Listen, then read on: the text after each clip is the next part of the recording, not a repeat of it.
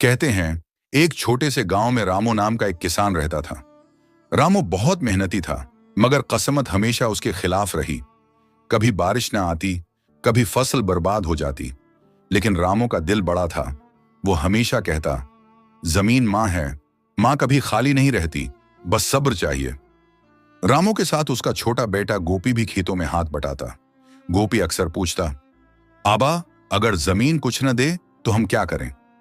रामू मुस्कुराकर कहता, बैठा, जमीन से पहले दुआ करो, रब सब सुन लेता है। एक साल ऐसा आया कि पूरे गांव में कहत पड़ गया। बारिश रखी रही, नदी सूख गई और किसानों के चेहरे मायूस हो गए। रामू के पास सिर्फ एक मिठी बीज बचे थे, उसके आखिरी उम्मीद के दाने। गांव वालों ने कहा, रामू, ये बीज मत बो, कुछ खाने के लिए रख ले, वरना भूखा मर जाएगा। मगर रामू ने आसमान की तरफ देखा और कहा, अगर मैं उन दानों को खा लूं तो सिर्फ आज जीऊंगा, अगर इन्हें जमीन में बो दूं तो कल भी जी सकूंगा।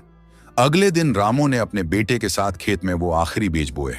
मिट्टी में हाथ डालते हुए उसने कहा, बेटा, उम्मीद भी उन्हीं बीजों की तरह है, जमीन के अंदर दफन करनी पड़ती है ताकि एक दिन सब्ज होकर लौटे। मगर किस्मत फिर बेरहम निकली। पूरी गर्मी गुजर गई, बारिश का एक कतरा भी न गिरा। रामू के हाथों के छाले जख्म बन गए, मगर उसने हार नहीं मानी। एक रात रामू चुपचाप खेत के किनारे बैठा था। आसमान की तरफ देखकर उसने आहिस्ता कहा, आए रब, अगर मेरी मेहनत का फल नहीं देना तो मेरे बेटे को हौसला दे, वो ये जमीन छोड़कर ना जाए। अगली सुबह बादलों ने गर्जना शुरू किया, बारिश होने लगी और जमीन ने जैसे सांस ले ली। रामू और गोपी की आंखों से आंसू बहे निकले, लेकिन वो खुशी के आंसू थे। चंद हफ्तों में खेत सब्ज हो गया। पूरे गांव के लोग रामू के पास आए और बोले, तेरी उम्मीद ने हमें जीना सिखा दिया। रामू मुस्कुराकर बोला, मैंने कुछ नहीं किया, बस आखिरी बीज जमीन में नहीं, अपने ईमान में बोया था।